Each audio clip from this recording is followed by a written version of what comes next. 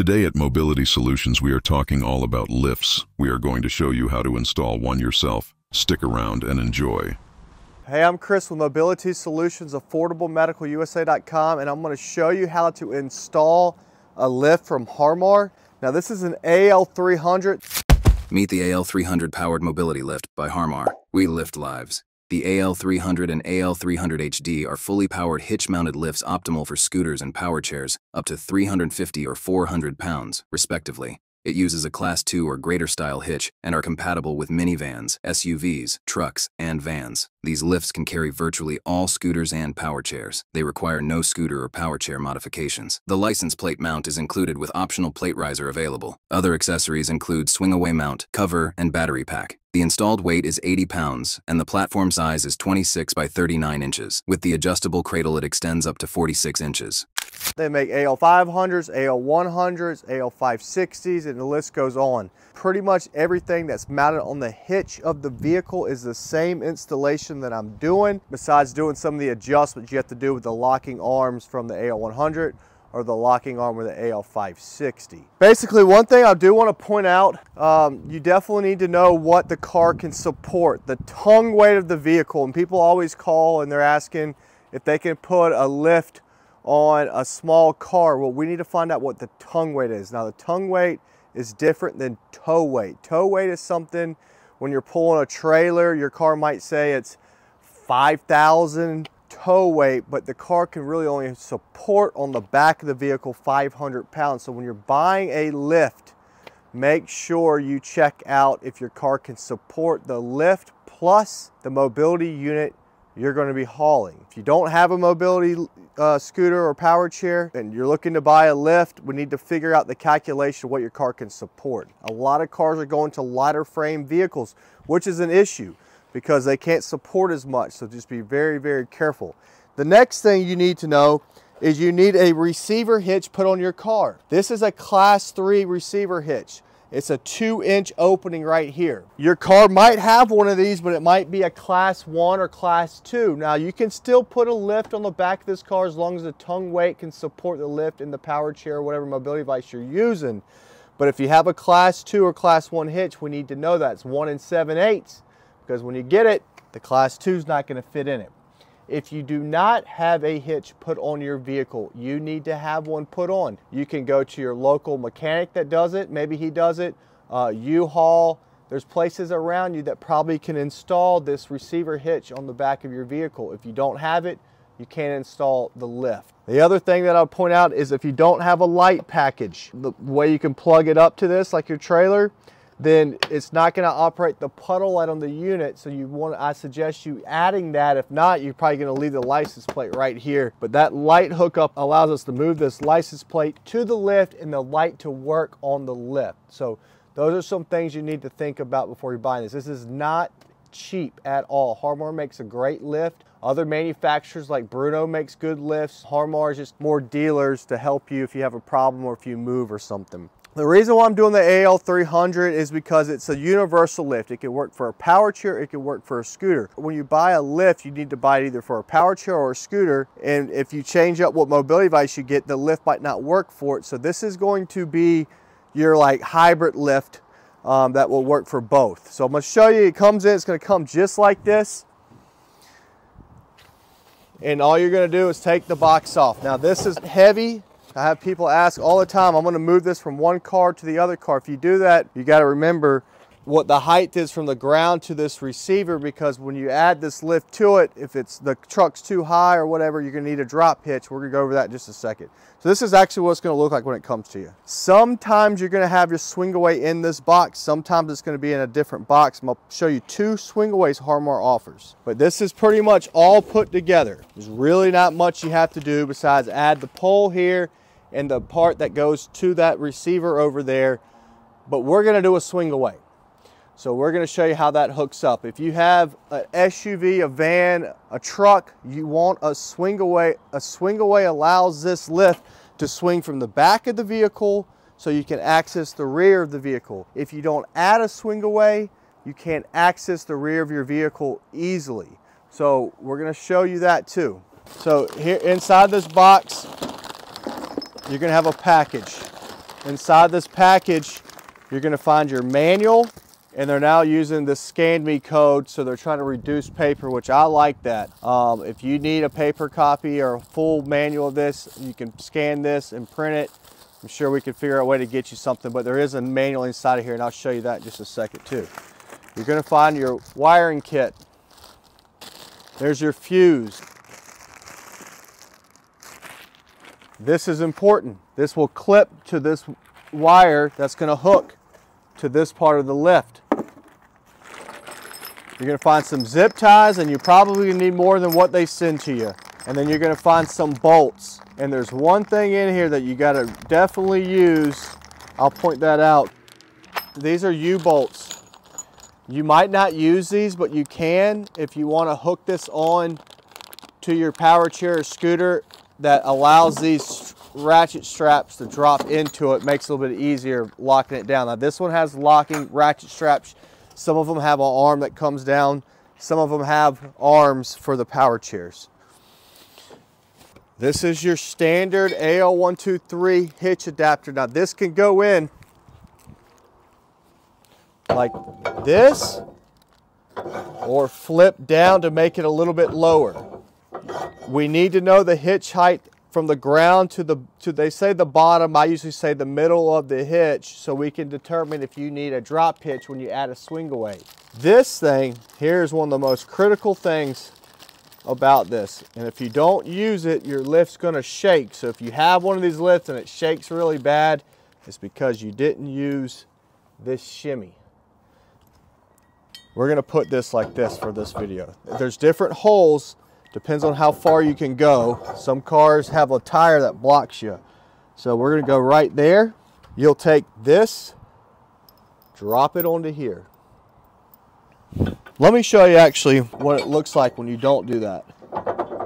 See how that's going to wiggle? Even if I tighten this bolt up or this nut on there, it's still going to wiggle like that, which is going to make the lift wiggle. Use this.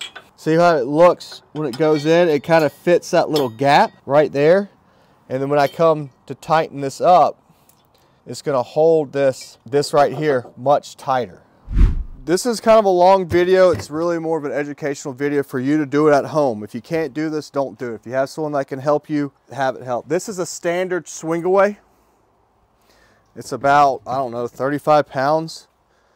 This is a lightweight swing away. If you have a small crossover car that can't support as much weight, you want to go with a lighter swing away.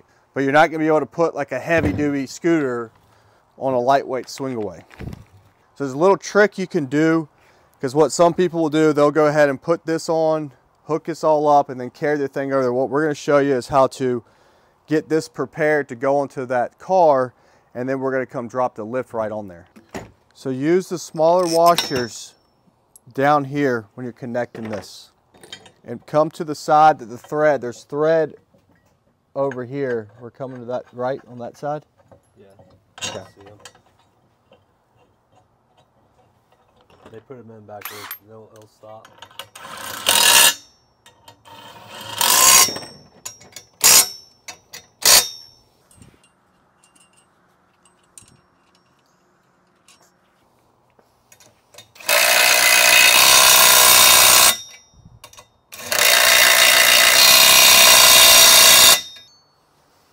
All right, so there's one step, adding this to the swing away. We're gonna go put this on the truck. Try to get as close as you can. If you want to pull it out, if you can hold a lot of weight, you can bring it out a little bit. There's some different holes. We talked about using the shimmy. Use the shimmy. So they'll send some stuff to you that you might not need. So.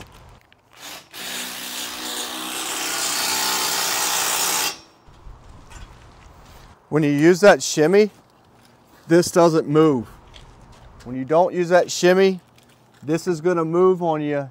The whole lift's gonna move. You're gonna hate it.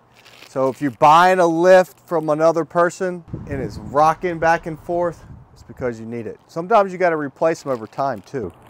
Next thing you're gonna do, you saw we installed this. We're gonna hook up this wire. Now, I know you probably have power back here. If you want to rig it up to where you use the power coming from the back, you can.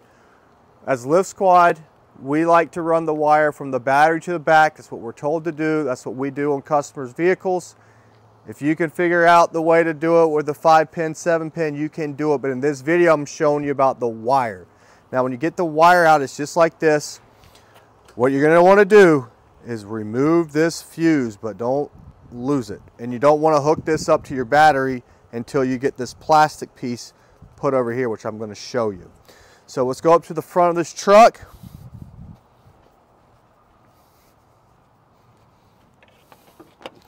Now, some new vehicles, it's hard to get the wire back there. So this is where you need to take your time. You don't want to put this wire on anything hot. You don't want to put this wire on anything that's moving. You want to run this wire the best that you can to the back. Again, if you have power at the back of your vehicle and you want to come right off that power, you can do it. This video is going to be running from the battery to the back. Positive, negative. You can ground this negative right here if you want to, but I'll probably just put it right on the battery leads for this vehicle's sake. What I usually do, and I don't do the installs as much anymore, that's why I'm in this suit. And this truck's kind of high. This is the problem with being short. Yeah, try and tell that to Louie. I like to find somewhere to go or try to find a wire already running back that way to get this down there. Sometimes you can kind of sneak it through the car if you want to. Depends on how you want to do it. I think I'm going to go right down this section.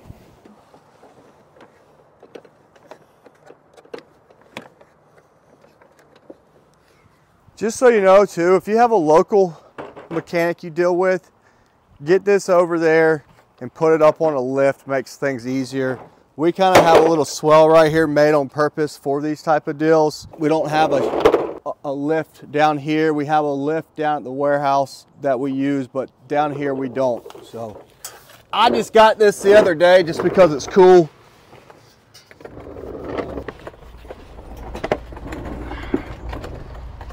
You see, here's the muffler. I'm probably gonna try to run this wire around this way somewhere. So you kind of have to figure out as you go. Run this wire however you like. The goal is to run it away from anything hot or anything moving. Sometimes you can just follow this. So you're just gonna follow it. Now this is one of our service trucks, so we're doing it so we could just have a wire on it if we ever want to take a scooter out to someone's house and show them a lift. So that's why we're running it on this truck. But I'm using this running board to actually help hold the wire so I don't have to use as many zip ties, and then I'll come back and do a zip tie. So this is the part that if you can't do this, don't do it, but usually you'll have like your grandkids or someone that can come in and do it. Or I'll just follow this wire. See how this wire's right here? And I'll come and follow it because it's going to the back, and I'll zip tie it along the way. I like to run it on existing wires if I can. So I'm gonna follow this big wire, because they're not gonna have that on anything. So you just kind of snake it down. So then hit it with another zippy.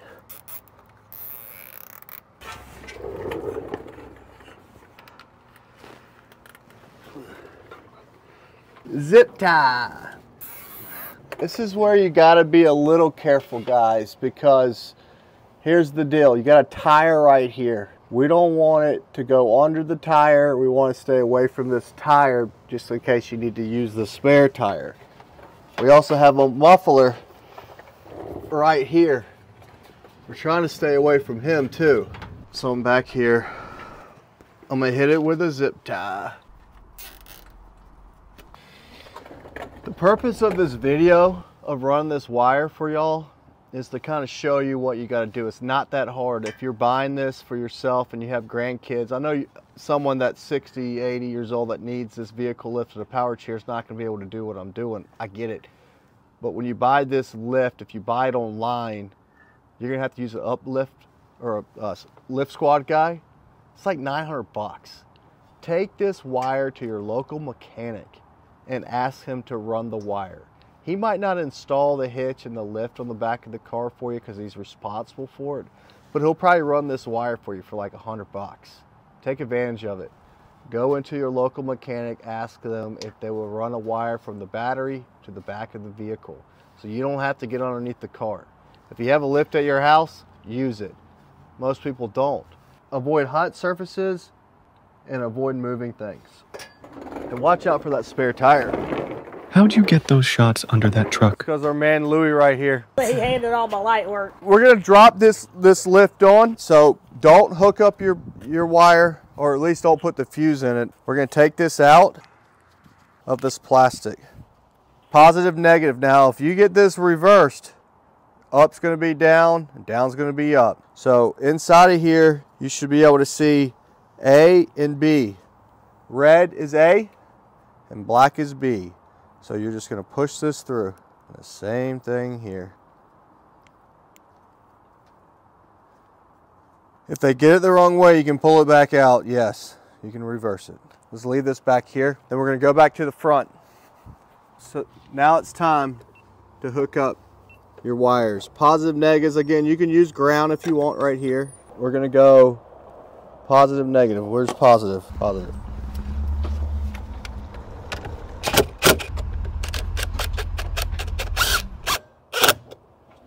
Now we're gonna hook up the positive.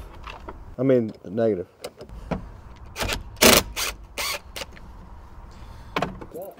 What's up, Reno? And then you can kind of fix these wires, like zip tie it back here. You keep it here. It's time to add the fuse. We're pretty much done with that. Now we're gonna go back to the back. I'm gonna show you how to hook up this lift, make it easier. Ready? All right, lifting, the heavy lifting.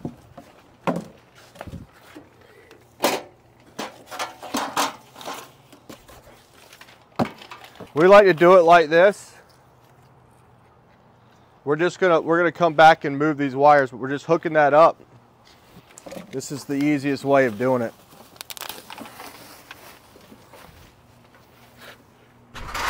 Just don't let this slide back over. Like, don't let this fall down. You got it turned on? Yeah. Okay, so you got 3 extra holes.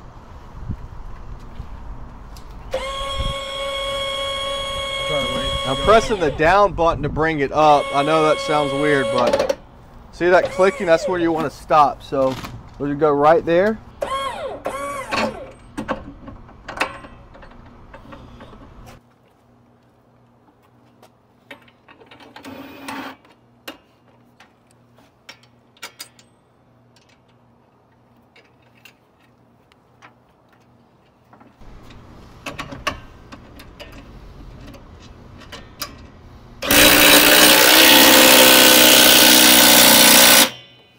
I'm gonna bring this up.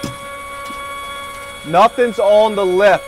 So what's gonna happen, it's gonna hit this cam and it's gonna bring the lift up. So I wanna show you that.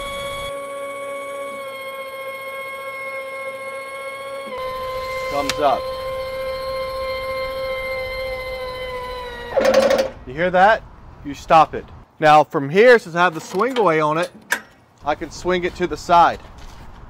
I can access the rear of the vehicle. Next thing what I'm gonna do is I'm gonna run this wire around to where it's not over here, but it's around here. I'm gonna zip tie these two, and I'm gonna zip tie it this way too. For this video, we're not gonna leave this unit on this car, so this is how you close the swing away. So easy. And then you got a safety. Open it, pull this out first, here. This wire, once you zip tie this correctly around, the reason why I'm not doing it is because we're taking this right off of this truck. This plugs into your light switch right here. This gives you light hookup on your puddle light right up underneath here. You gotta have this light hookup. If you did want to take this off your car, you can bring it down the ground, and this is how you can disconnect the power. We're gonna hide this up underneath here later.